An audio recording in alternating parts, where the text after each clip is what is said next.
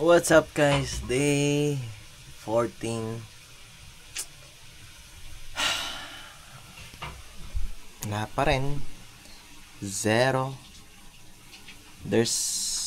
May mga nagla-like, may mga nag-view, pero no followers, no comments.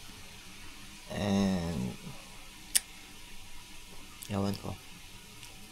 Siguro dahil hindi ko pinopromote yung video, or ewan ko parang ang hirap talaga maging influencer.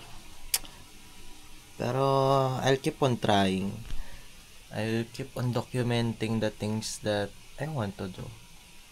And there will be ups and